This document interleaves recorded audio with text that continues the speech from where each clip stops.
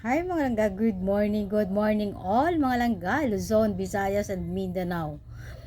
Mga langga, may sishare ako sa inyo mga langga kasi parang yung iba talaga nito hindi maniniwala, no? Yung makaka-relate nito yung mga taga-probinsya na katulad ko, 'di ba? So hindi po ka-ignorantehan tong mga sinasabi ko, pero kung ayaw nyo maniwala, iinom nyo na lang ng tubig yan, ha? Kung wala naman kayong magandang masabi, huwag nyo na i-comment. No? Okay? So, mga langga, pag-uusapan natin, ano nga ba tong aswang? No? Alam nyo ba mga ang salitang aswang ay aswang lang, no? Akala nyo normal lang yung salitang aswang. Although, yung iba nakakatakot. Pag salita pa ng aswang, natatakot ka na, no? Pero pag isipin mo talaga yung salitang aswang, parang wala lang naman yun eh, no? Pero mga langga, pag-uusapan natin nga ito kasi pag-uusapan ako lang pala nandito. Eh, 'di ba, manunod lang kayo sa akin. So, sabi ko nga sa una, kung wala po kayong magandang masabi, quiet na lang, no? Kasi itong mga sinasabi ko, mga sabi-sabi lang din. So, mga langga, ano nga ba yung aswang? Yung aswang, 'di ba? Yung aswang mga langga, nakasakit, isang uri ng sakit, no? Sakit po 'yan mga langga. Sakit. Parang iniisip mo, sakit ba 'yan? Sakit 'yan mga langga.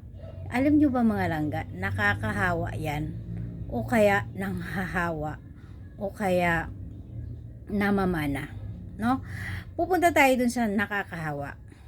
Kasi mga langga, yung pag-aswang yung isang tao, pag gusto kanyang pahawaan, meron siyang gagawing bagay na pwede kanyang hawaan. In a way na pagkain. Kapag lagi ka po sa bahay niya, may ganyan siyang sakit, pwede kanyang hawaan o mahawaan. O intention talaga mga langga, hahawaan kanya. Pakakainin kanya ng mga kung ano-ano, na mga, sabi nila mga langga, alam nyo ba ko yung mabilis na nakakahawa? Yung pagkain na mga yung katulad nung gabi, no? Gabi na gulay. Basta pagkain, tapos yung mga laman loob, 'di ba? Parang ganun. So mga langga, marami pa niyang ganyan, pero sa totoo lang, di ko kayo tinatakot, pero yun yung sabi-sabi. Totoo yan.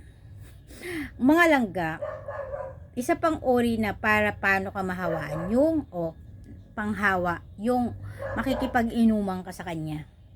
Yung lalo sa probinsya kasi ito nangyayari, no? Sabi nila, yung sa tuba, tapos malalawayan yung laway. Kaya siguro pag meron kang aswang na boyfriend, tapos di ba maglalaplapan kayo, malalawayan ka, sigurado mahahawa ka kasi tulaway, pwede kang mahawa. Kasi sakit nga daw yan.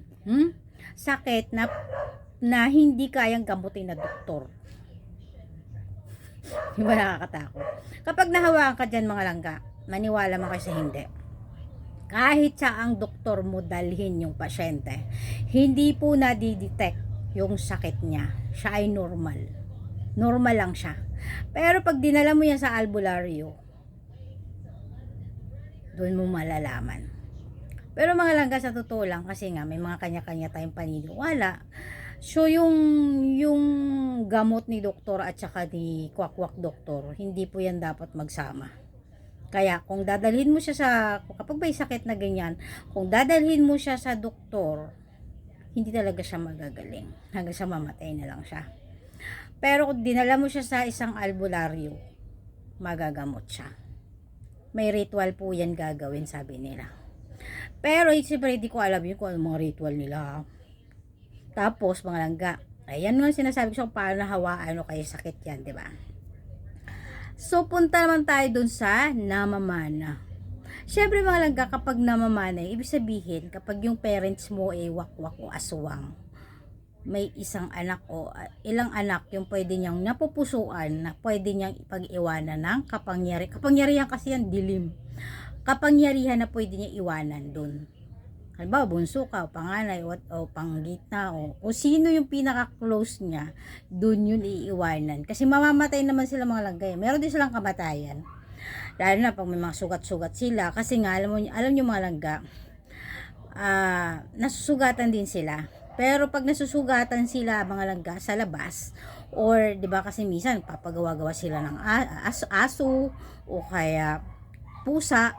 Syempre, mga tao hindi alam kung tao pala yun, nagkunwaring aso. So pag nasugatan po sila doon, uuwi sila, hindi sugat na particular sugat na pwede niyang makita na halimbawa na itak mo siya doon sa labas. Hindi po